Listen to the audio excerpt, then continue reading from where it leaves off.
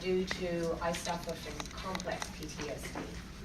And so I only found out I had that about 5.5, close to 6 years ago, and I suffered from it for all my life. So there is a difference from complex PTSD and PTSD. Mine stems from childhood, from being very young, and a lot of things happening that weren't supposed to happen. Our veterans that are coming home with PTSD are in really great need of our help, our community's help, and really our nation's help. I'm trying to take my PTSD, because of my understanding of it, and do something with it. So, the way I kind of look at things is you've got an alcoholic and a child, and this child's brought up in this home of an alcoholic, and he sees the abuse, and it can be all kinds of different abuse, and maybe it's just verbal abuse, but it's abuse. And as this child grows up, we see a lot of our young people becoming alcoholics, or maybe they were brought up in a drug home, or a prostitution home, anything like that. And they feel that this was how things are supposed to be. This is how families work, because they don't know any better. I feel very, very fortunate with the way I was brought up, even though it was extremely terrifying, between the physical abuse starting approximately the age of 6 months old with broken thumb, to broken bones, bruisings, mental and verbal abuse, told I was stupid and dumb, to sexual abuse from my brother and my father, to where I ran away from home when I was 14 years old. And I know I say I feel fortunate. Well, I'm one of those lucky people, and I don't think there's too many of us, and I wish there really was, is for some reason my brain tells me that's not right. And I always remember growing up thinking, if I ever grow up and I have kids, I would never treat my children this way. And, then you have these other homes where, like an abusive home, whether it be alcohol, whatever, and they don't get to see that. They don't get to see, hey, life doesn't have to be like that for my children or for my adulthood. And so because I'm fortunate enough to understand how my upbringing wasn't the best at all, and move on with life and try and take that crap that happened to me and make something good out of it. And I'm not the sharpest tool in the shed. I'm not good at math. I can't spell worth crap, Even my phone doesn't know what I'm trying to tell it sometimes when I look at that word. And you go, come on! It's not just the accent. I know it's not. But I do know dogs. I started training dogs when I was a young child with some farmers that kind of would hang around with, and they started showing me how herd dogs worked, and so then I was allowed to go start working with those dogs and so on. And I just kind of had a knack for it, and I had a knack for horses and dogs. I ran away from home when I was 14 years old, lived on the streets, and of course you can just imagine what that was like, because the only people that wanted anything to do with me were the bad ones, because all the good ones were at home when they're with their families. I got pregnant at the age of 17 by being raped, where I ended up having to go back home to my father, who was abusive to me, of course, too. My sister had been in the United States in 1985 and had met some people that were trying to have a baby. And so I was sent illegally here through Canada to get that baby up for adoption. As soon as they received the baby, I was pretty much on my own. The baby supposedly died of SIDS at the age of 3.5 months old, but of course that's another long saga of we'll never know. And was living here illegally for years until I married my first husband and got things kind of straightened out.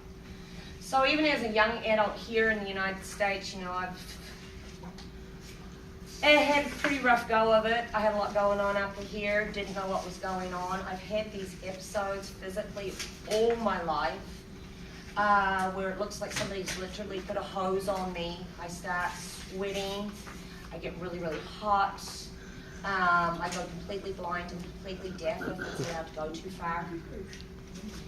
And of course, as a child, when these things happened, I was lying, and you know, nobody believed me. I was looking for attention and so on.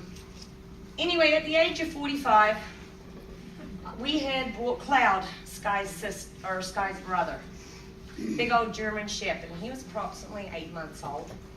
And I've been a 4-H leader for approximately 21, 22 years.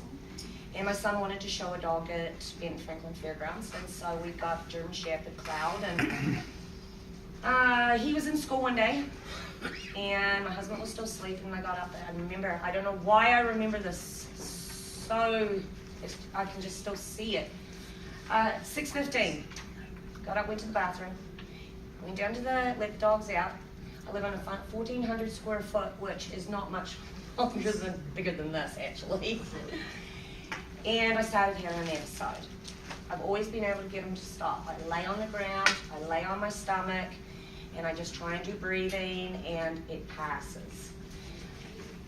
And Cloud, at 8 months old, he comes up and he starts laying beside me, and he just laid beside me with his nose right in here, and he didn't lick me, he didn't try to be a pain in the butt. You know, they're down there and they think, oh, playtime, because you get on the ground with the dog, and that's just fair game. He knew something was wrong, and I've always known that dogs and horses were great for things like these, but I had never seen it. And I remember trying to get it to pass, and it just wouldn't pass this time for some reason. And of course, I had a lot going on in my life at that time. My first boy was getting married, and oh my God, I can't undo cut the umbilical cord, just all that kind of stuff. And so I'm like, well, I guess I'll try going to the bedroom where my husband's at. 1,400 square foot home. Took me 3 hours. It was 9:15 when I got to the bedroom and actually smacked Scott and asked him help. Cloud stayed with me the whole time. Every time I'd try and get up off the ground, he'd stand. And I'd kind of grab him, and I'd make it a few feet, and then I'd kind of just go down again, and he'd just drop. And of course, it's not making a whole lot of sense to me right now. I just remember talking to him and going, you're such a good boy, Cloud, thank you, and just talking to him. By the time my husband got me here to Kadlec, they were shocked I hadn't had a stroke. My blood pressure was, I don't even remember, but I guess when the lower number gets up to 200 or something. I don't know, but it was huge. Of course, they get the drugs flowing, start calming me down and everything. And then I finally found a good doctor, and we finally figured out what it was. And so I talked to my doctor, Dr. Shannon Dramas at the time, and she was just absolutely awesome. She listened to me, and I told her what happened, and I said, what do you think of the service dog? She goes, I know nothing about service dogs. I said, well, I don't know nothing about them either, but I can train a dog. She goes, well, let's see what we need to do. So I did all the looking and that and what I needed to do, and she said, she kind of looked on her half, and we put a plan together. She wrote me a letter that I didn't even need from my doctor, and I started training my own service dog with, the dog was the easy part, teaching myself, trying to make sure I was doing things right under the ADA, the American Disability Act, that I was so scared of taking my dog into a place for the first time, because I was like, oh, somebody's going to say something, and, maybe I've not done something right and all this. Well, I don't know why I was so concerned, because the American Disability Act for service dogs, if anybody knows anything about it, is just a joke. So a service dog does not have to have a vest. It does not have to have ID on it. You don't have to have ID on you for a service dog. So then you have your therapy dogs, and you have your emotional support dogs. So I always get those muddled up because I don't work with them a lot, but I think it's the emotional support dog. What do you guys have come into the hospital to see the patients? Therapy dogs. They come through pet partners. Right, okay, so they are licensed or certified through a trainer to be able to come in here and you know you're not going to have a problem. Yes. Yes. And yes, they are not service dogs. No, they aren't. But they do have basically the same rights as these guys. Yes. It's your therapy dog then, or your... Yeah, they're therapy dogs. Yeah, your emotional support dog that has basically no rights. Yes. Okay? Yes. They're basically for at home, for comfort, and so on.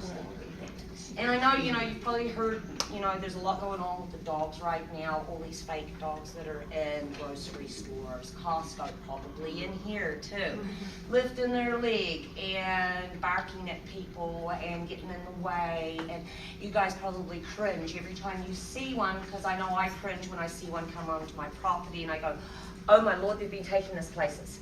And because what I'm trying to do is help these veterans who suffer from what I suffer from, PTSD. And these dogs are what gets them out. We have veterans that have lived in their homes and don't leave till 2 o'clock in the morning to go to Walmart to do some grocery shopping and get back home, weighing between 350 pounds to 400 pounds. Because they're not going to go out and exercise. Because you've got to talk to people and you've got to be out in public.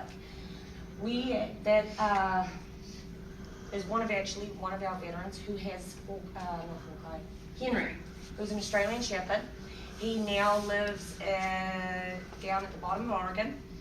He has Henry Australian Shepherd, who is about 3.5 years old now. He has lost approximately 200 plus pounds. I don't know, he's just a tiny little man now. He runs, he goes on 5K runs with his service dog. He's engaged. He's engaged. He actually went out and found a woman. I wish he was here.